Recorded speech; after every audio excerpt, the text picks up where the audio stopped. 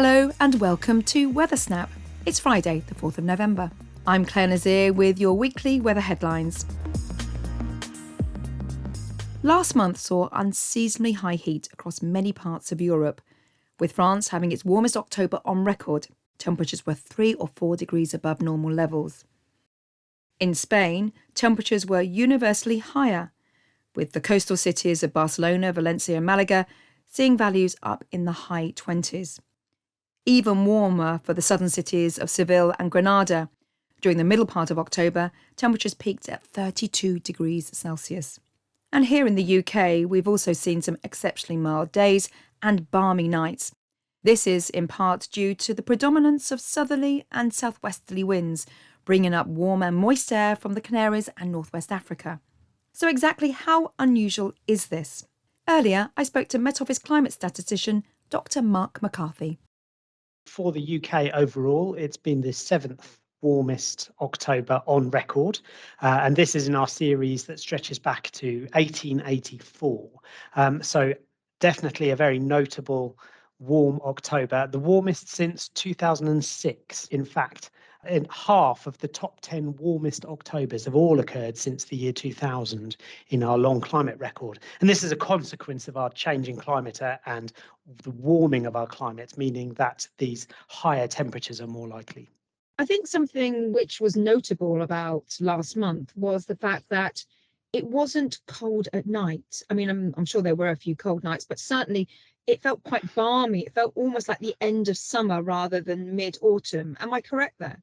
We did have one slightly cool snap in the second week of the month, but after that, we were very much in a southwesterly flow, and it was drawing warm but humid air from Europe and the Atlantic. And this sort of resulted in that kind of feeling of unusually warm. There was an absence of frost that we might be starting to experience at this time of year. So certainly for late October, we saw some very unusual warmth. We even got to 22.9 degrees recorded at Kew Gardens on the 29th of October. So although not record breaking, it was unusually warm for the time of year. What we've experienced in the UK can be seen in the context of a wider picture. There have been some very notable and at times extreme temperatures for this time of year across Europe more widely. So as part of that larger picture, the warmth that we have experienced in the UK in October is part of a pattern that we've seen across the continent of Europe as well. We're into the final third of autumn, and it's shaping up to be generally very mild. So where do you think we're sitting right now in terms of the season? So yes, September and October have both been very mild months. So if November also saw temperatures being higher than normal for the time of year, then we could expect it to be, again, a notably warm autumn overall. But perhaps what's arguably more notable is the fact that every month so far this year has been above its normal or average temperature. So we have seen these persistently high temperatures throughout the year, most dramatically during the heat wave in the summer, but actually that has been from January onwards. During the summer months, we were talking about the risk of drought and certainly some very dry months. That extended into September. How did October shape up? Well, for the UK overall, October was fairly close to average for rainfall, and this is climatologically one of the wetter months of the year. However, that still isn't necessarily enough to have offset the sort of accumulated deficit of rainfall that we've seen through the year. So for this point in the year, we are still well below the sort of total accumulated rainfall we would expect to have observed by this point in the year. So some parts of the country, for example, while we only have 2 months left in the year, they've still only received about half of their normal annual rainfall, with only 2 months of the year remaining. Dr. Mark McCarthy. November has so far brought wind and rain, and now autumn feels well and truly underway. And with it come the potential impacts of poor weather, particularly in relation to transport. Whether it's icy roads or fog, most of us are likely to experience some form of road or rail delay in coming months. One of the many services provided by the Met Office is bespoke rail and road forecasts. With technology improving all the time and the advent of things such as autonomous vehicles, the Met Office transport systems are undergoing a substantial upgrade. To explain the challenges of transport forecasting, here's surface transport research scientist Joe Isles. One of them is a challenge where we want to improve our winter forecasts. At the moment, we deliver a deterministic forecast. That's one forecast predicting the state of the road. So is it going to be icy? Is it going to be snowy? Or is it just going to be dry and fine to drive on? But we'd like to move to a probabilistic forecast. That's where we would deliver a probability of a given event. So the probability that the road's going to be icy. And the second one is to look to the future. So things like the extreme temperatures in the summer. There was an issue where roads kind of started to melt a little bit.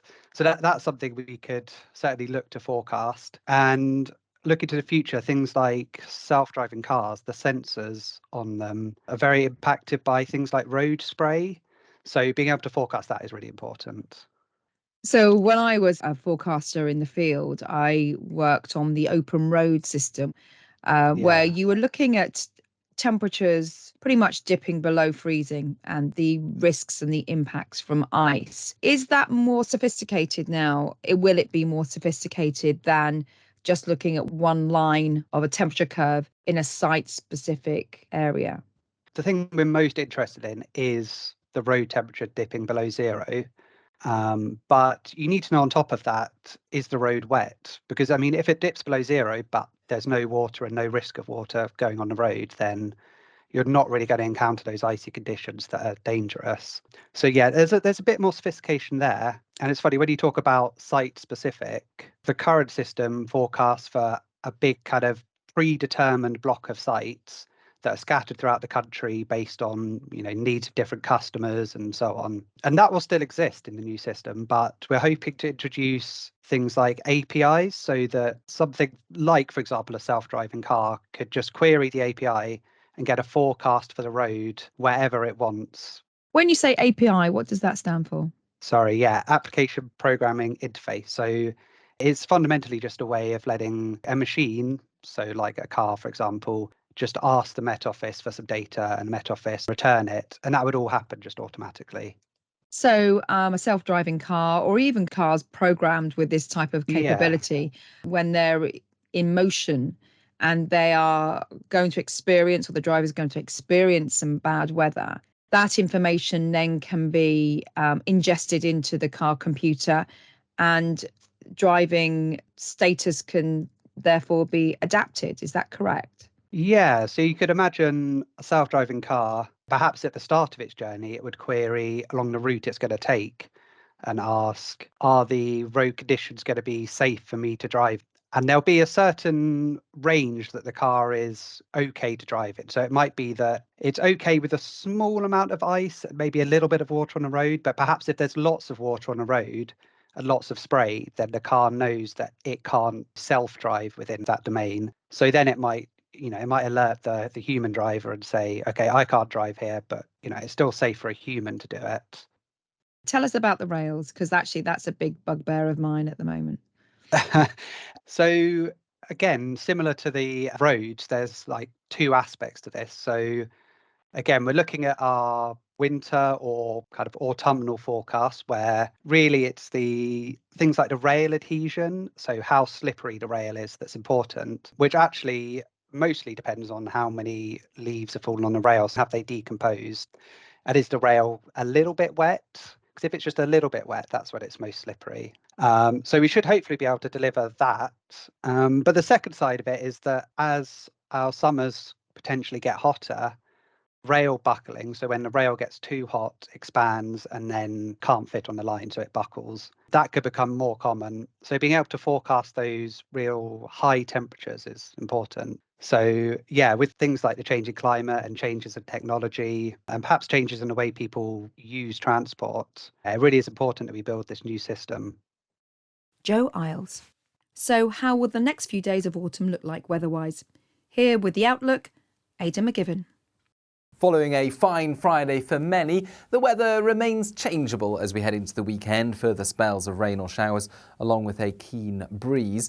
But at least Saturday starts off dry in the east with a touch of frost in one or two spots, whilst the rain and the wind is already in the west. That, of course, will mean it's going to be a milder start to the day for Northern Ireland, for parts of Wales and the southwest.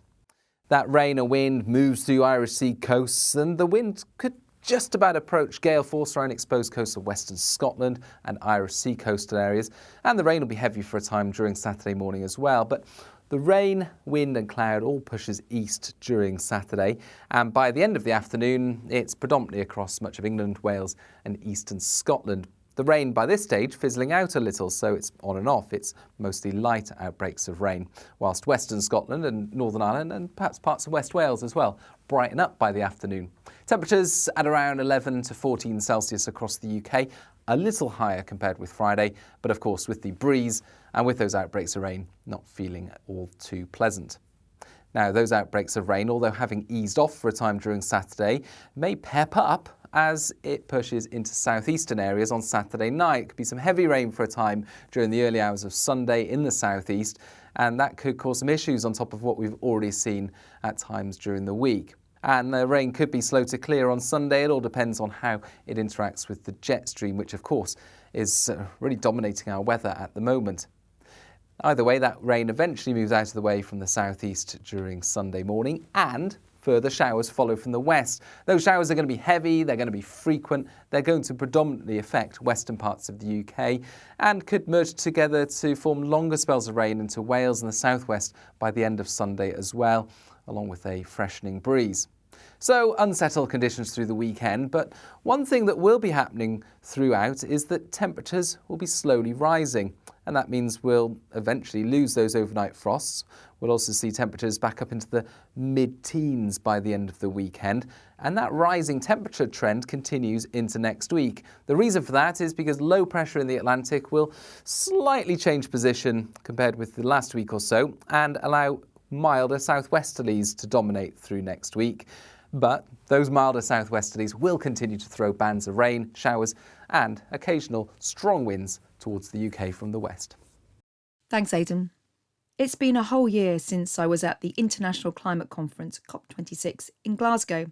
This weekend sees the start of the 27th Conference of the Parties, which will be held in Sharm el-Sheikh, Egypt. There are more than 45,000 registered COP27 participants, representing countries, the United Nations, and regional organisations, businesses, scientists, as well as indigenous and local communities. The goal of the event, to enhance and accelerate climate action and follow up on the commitments and pledges made by governments at COP26. To find out some of this year's talking points, I spoke to Met Office climate correspondent Graham Madge. Let's first of all talk about 1.5 degrees, because that will be a key talking point. What does it mean when we talk about 1.5 Celsius? What does that actually mean in terms of climate change? The main talking point at this COP, following on from Glasgow, will be the discussion around 1.5.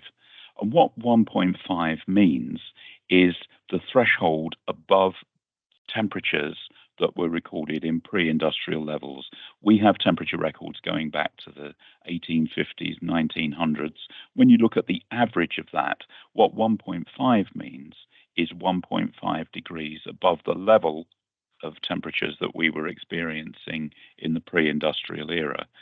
At the moment, there is an aspiration still that if there's enough effort that the globe can stay under that 1.5 threshold, but it seems likely that even if all of the ambition that was met last year in Glasgow with the Glasgow Pact is fulfilled, our science is telling us that that's still not enough in all likelihood to stay below that 1.5 threshold. Talk about overshoot, because what we're looking at is going beyond 1.5 and then hopefully then allowing that temperature to decline, that global temperature, as we curb our emissions. That's exactly right, Claire. We need to consider overshoot, and that will be something that people who follow the climate negotiations in Sharm el-Sheikh will be hearing time and time again, I suspect, this concept of overshoot. And what that means is that the global temperature would be allowed to exceed 1.5 above that pre-industrial level and possibly go up to 1.7, 1.8. But then there's a hope that we can bend that curve downwards towards 2100 so that by the end of the century, we meet 1.5 on the way down. Now, that has certain topics around it which need a lot of consideration. First and foremost is at this moment in time, there isn't the global technology at scale that's proven that can actually deliver this. So we would need to, as humanity, work out what the best way of doing this is when we've gone above 1.5 in order to get us back down. And secondly, we are going to see for every increment that we go increase the global temperature, there will be increased pressure on things like the Arctic, glaciers, that will cause sea level rise to go. We've covered this and we've talked about this many times, Claire, but these are important factors. It's important, isn't it, that this year's COP is actually in Africa, considering the extremes that we've witnessed just in the last 12 months, namely in particular the drought across East Africa, too much rain elsewhere. Well, perhaps it's a cliche to say that Africa as a continent is on the front line of climate change, but that is absolutely the sentiment. Communities, particularly in sub-Saharan Africa, need to become more resilient to climate change. We know that temperatures have risen above pre-industrial levels.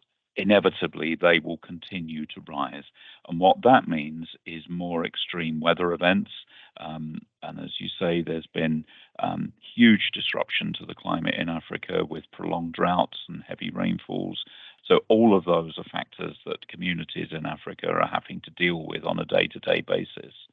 But also what we need to see is, along with efforts to try and reduce the amount of emissions that we're putting into the atmosphere, we actually need to see more in the way of adaptation. We know that we've got climate change already, and we know that that's going to increase. So what we need to do in Africa, as well as Europe, the UK, of course, and elsewhere, is make our society as resilient as possible to the climate change that the Met Office science and other scientists around the world are telling us is going to come. According to the presidential vision statement issued for COP27, it's all about moving from negotiations and planning for implementation. It's all about moving from negotiations to something which is far more timely, inclusive, and at scale action on the ground. And this includes issues such as loss and damage, particularly from countries who are really feeling the impacts of climate change now. It's all about money, isn't it, Graham? Well, it is. I mean, there's impacts of climate change are being felt all around the world.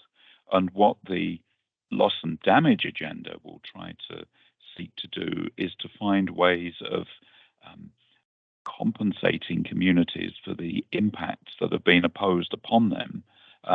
Let's not forget that many of the parts of the world where they're suffering the greatest impacts are the areas where those countries have perhaps released the fewest emissions. So we have a long history in the West of releasing greenhouse gases from the Industrial Revolution onward.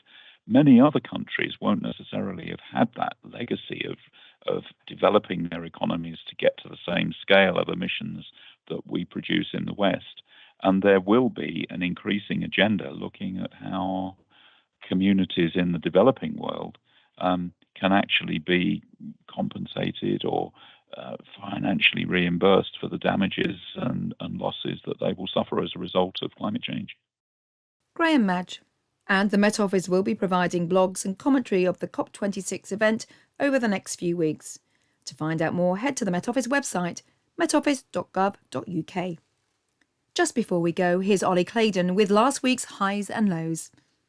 Here are last week's extremes for the UK. The warmest day was last Saturday, the 29th of October, when an unusually high temperature of 22.9 Celsius was recorded at Kew Gardens in London. The coldest place was in Catesbridge, County Down, where during the early hours of Monday morning, a low of 3.6 Celsius was measured.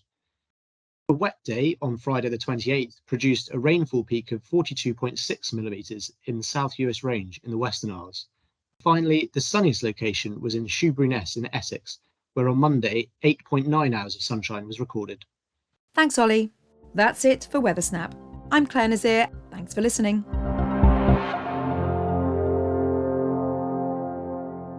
Weather Snap is a podcast by the UK Met Office. For the latest weather conditions where you are, download the Met Office weather app.